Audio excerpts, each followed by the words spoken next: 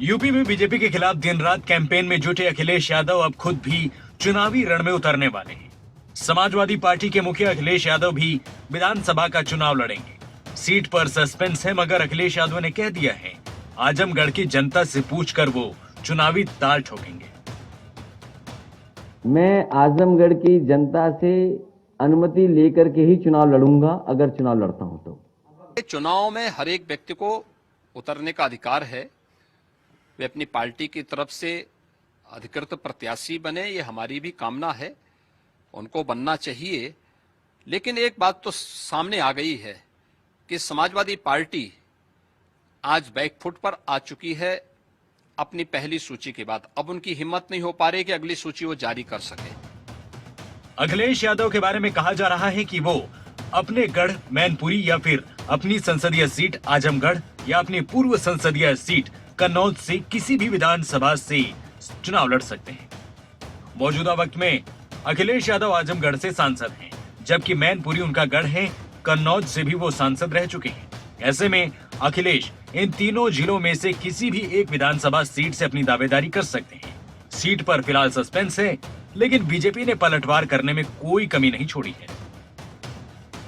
लगता है पहली सूची जब बाहर आई तो मीडिया के सामने भी आया कि किन लोगों को समाजवादी पार्टी और गठबंधन ने टिकटें दी, उनका कितना विरोध समाजवादी पार्टी में और उनके गठबंधन में हुआ है, उनका कितना विरोध जमीन पर लोगों के बीच में हुआ है। और यही कारण है कि उसके बाद खुलकर टिकटों की अनाउंसमेंट वो नहीं कर पा रहे। 2012 से 17 के बीच में जो असफल मुख्यमंत्री होने का उनको प्रमाण पत्र उत्तर प्रदेश की जनता ने दिया था, इससे 2022 के विधानसभा चुनाव में जाने की हिम्मत नहीं जुटा पा रहे हैं। अभी एक खबर जरूर मैं देख रहा हूं आप सबके माध्यम से, वो विधानसभा चुनाव लड़ेंगे, लेकिन वो कहते थे कि हमने विकास किया है। और अगर आपने विकास किया है तो सीट को चुनने में इतना देरी क्यों लगा रहे हो? देखिए, ये मन से चुनाव तो नहीं लड़ने हो जा रहे हैं, भरे मन से चुनाव लड़ने जा रहे हैं। क्योंकि जिस तरह से भारतीय जनता पार्टी ने आदरणीय योगी जी को, आदरणीय केशव मौर्य को जो लड़ाने की बात की है, उसको लेकर कहीं ना कहीं एक प्रश्न तो वहां इनके और सदस्य उठा ही रहे होंगे कि आखिर आप क्यों नहीं लड़ेंगे चुनाव। जाहिर है जिस तरह से बीजेपी मुख्यमंत्री योगी आदित्यनाथ और उप मुख्यमंत्री केशव प्रसाद मौर्य को चुनाव लड़ाकर मैदान को मजबूत करना चाहती है, उसी रणनीति के तहत अब समाजवादी पार्टी भी अपने मुखिया को चुनावी मैदान में उतारकर इसके फायदे को भुनाना चाहेगी। अखिलेश यादव के लिए ये चुनाव इस मायने में जरूरी है और कई मायनों में अहम भी, क्योंकि उन्होंने अब तक कोई विधानसभा चुनाव लड़ा नहीं है।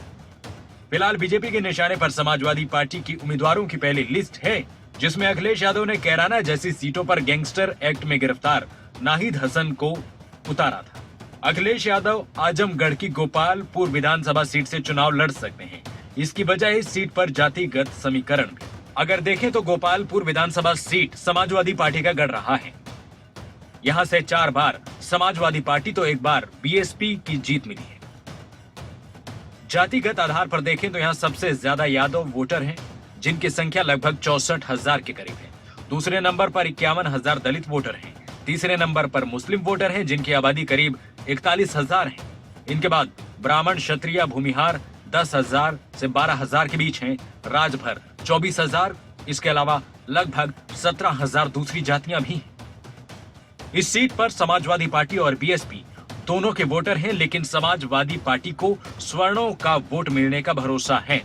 फिलहाल अखिलेश की सीट पर ऐलान होना बाकी है, मगर यूपी की सियासत में गर्माहट बढ़ने लगी है। न्यूज डेस्क रिपोर्ट, खबरें अभी तक।